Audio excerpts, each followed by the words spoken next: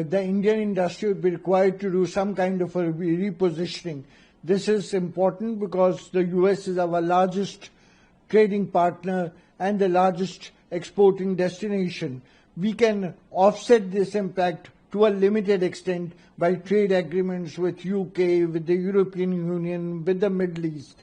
But there is no doubt that this will cause some kind of a major hit on the incomes and profits of the products of the companies exporting to the US. The pharma industry, the drugs and pharmaceutical industry, which is India's one of the most important sunrise sectors and a major source of exports to the US, will certainly take a hit.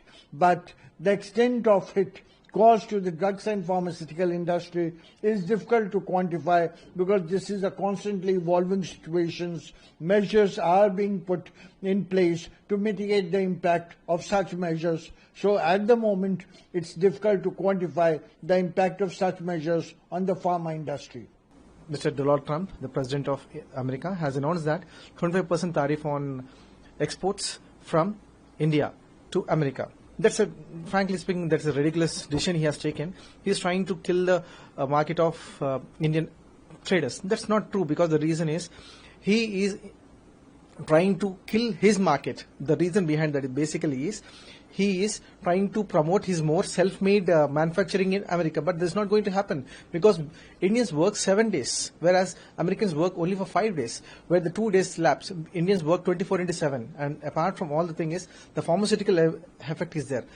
Most of the times, pharmacy from the Indian is exporting to the US, and medical equipments are exporting from India to US, and disposables, medical disposables, which are most important for America, is exposed from the Indian only, because this cost is increasing to the Americans.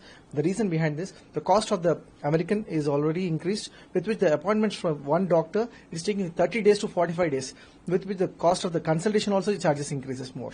So what my impact is, the Indian traders will route other countries. By the American, they can go for African countries, they can go for the European countries, they opt the other countries. But he's thinking that we are going to kill the Indian market. That is not going to happen. How do you foresee Indian Inc. reacting to this? Will they have to reposition America-bound supply chains? Well, Americans are thinking that they are going to kill the ecosystem, complete ecosystem of the supply chain of the exporters or the traders from India to the America. No, this is not going to happen. The reason behind that is we are not dependent only on one country, whereas we are trying to sell the same medical equipment or pharmaceuticals to different countries as well. We are not dependent only on America. Of course, the dollar value might be increased more, but one trader will try to take at least 4 to 5 different countries, whatever he is manufacturing. The supply chain only for America is not going to destroy. He is supplying to other countries as well. He can sustain, he can grow, but he will not depend upon completely on US. That's my call. I think it's a very sad day for Indian exports mainly, because India is doing more than $100 billion worth of exports and our surplus is more than $40 billion.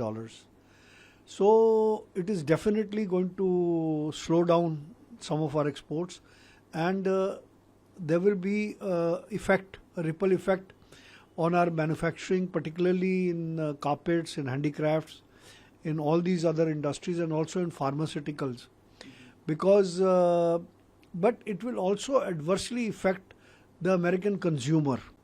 As it is, when we are getting reports that a lot of American airports are now empty of tourists, and this attitude is, a